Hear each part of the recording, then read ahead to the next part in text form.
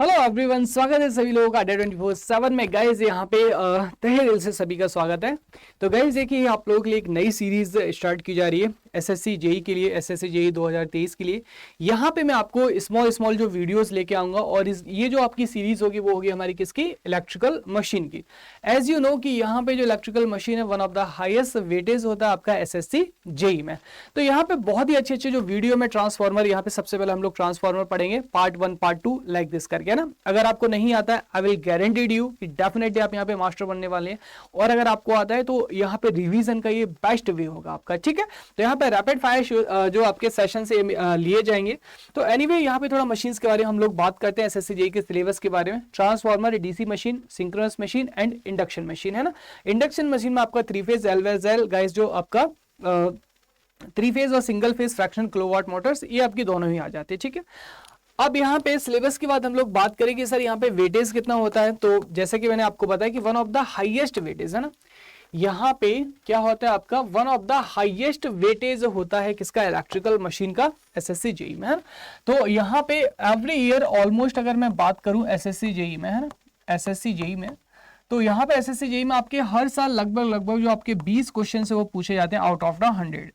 और अगर मैं अदर्स एजेई की बात करूं, है ना, अदर्स एजेई की मैं यहाँ पे बात करूं तो ऑलमोस्ट आप देखते हैं कि 10 से लेके 15% तक का जो वेटेज है आपका एवरेज एग्जाम में मशीन का इटसेल्फ आपका पाया जाता है, ठीक है।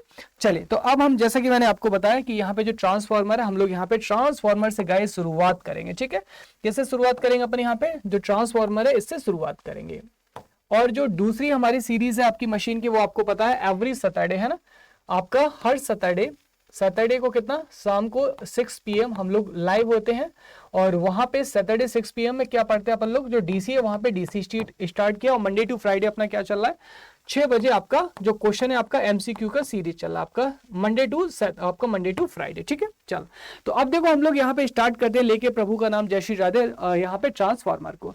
अब देखो जो ट्रांसफार्मर है हमारा सिंगल फेज भी हो सकता है, 3 फेज भी हो सकता है। हालांकि हमारी जो जनरेशन एंड डिस्ट्रीब्यूशन है वो हमारा कैसा आपका 3 फेज ट्रांसफार्मर है।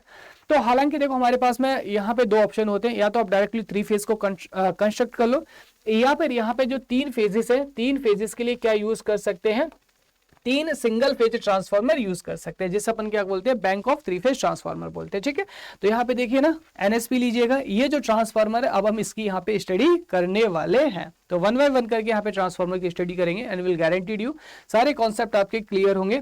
एंड यहाँ पे कोई भी ऐसा क्वेश्चन नहीं होगा जो हमारा इसके बाहर चला जाए। चलिए, तो हम बात करें गाइस यहाँ पे ट्रांसफार्मर की, है ना। तो यहाँ पे let me draw a diagram. तो यहाँ पे अगर ट्रांसफार्मर की मैं बात करूं तो ये रहा हमारा ट्रांसफार्मर, ठीक है, सुंदर सा प्यारा सा, ये आपका ट्रांसफार्मर है।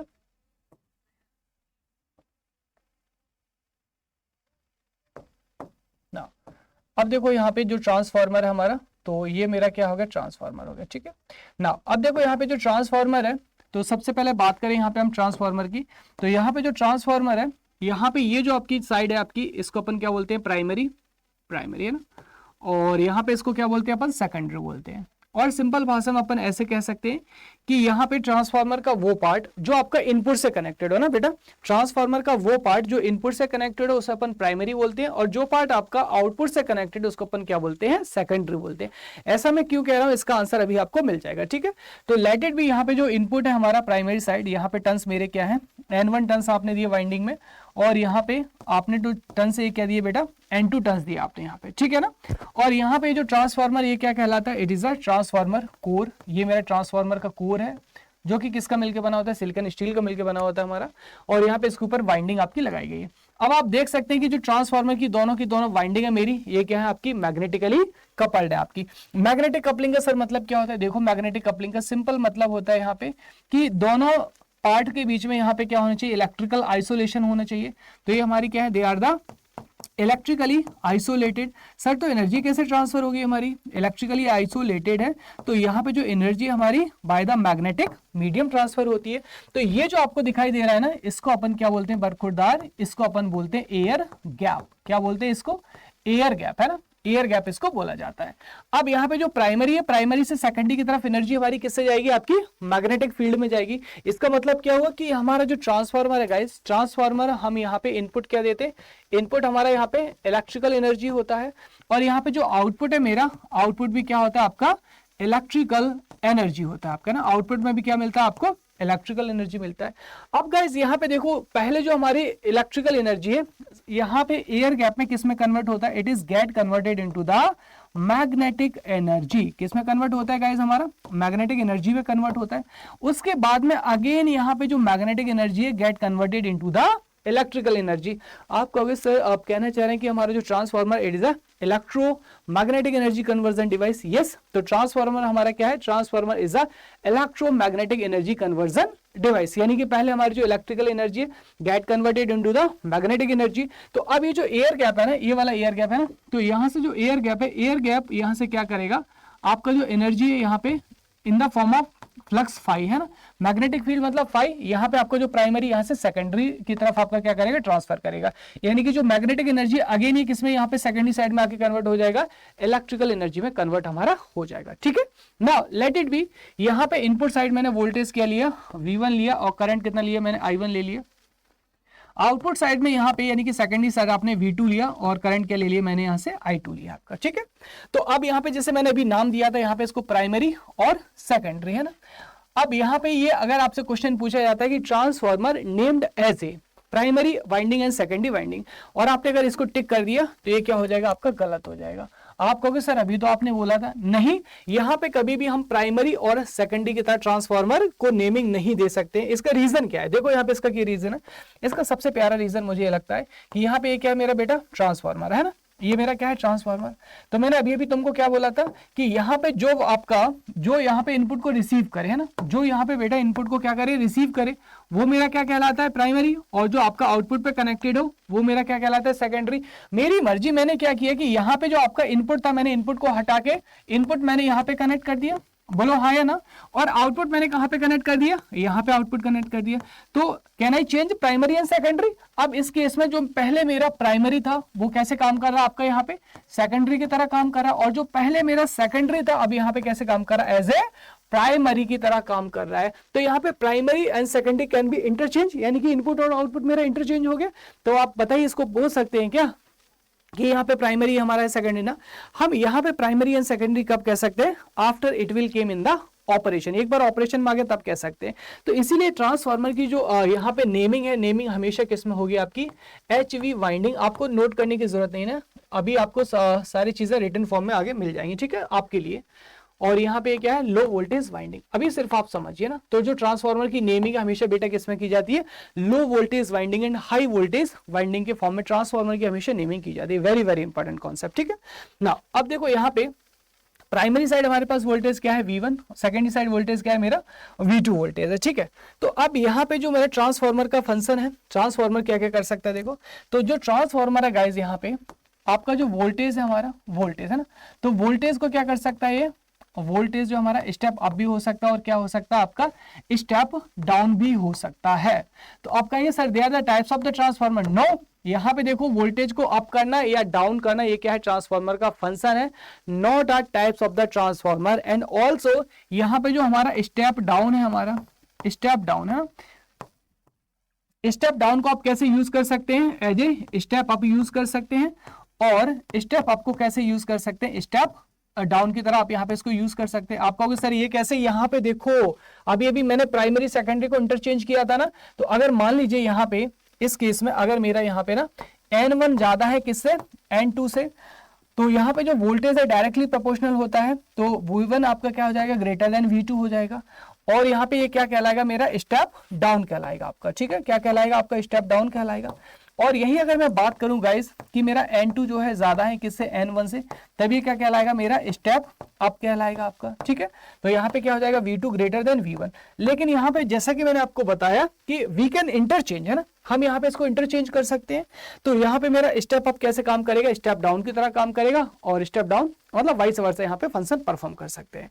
अब देखो यहाँ पे आपने अगर देखो यहाँ पे देखा, अगर मेरा करंट यहाँ पे ज्यादा, वोल्टेज ज्यादा है तो यहाँ पे करंट क्या आएगा, लो आएगा, और यहाँ पे सिमिलरली वाइस वर्सा। आप कहेंगे सर इसका मतलब क्या हो, देखो यहाँ पे कि जो हमारा ट्रांसफार्मर का टर्न रेशियो होता है, यानी कि जो टर्न्स होते हैं, आगे चल के पढ़ाऊंगा है ना, तो जो टर्न से डायरेक्टली प्रोपोर्शनल वोल्टेज होता है और यहाँ पे इनवर्सली प्रोपोर्शनल क्या होता है, करंट होता है आपका।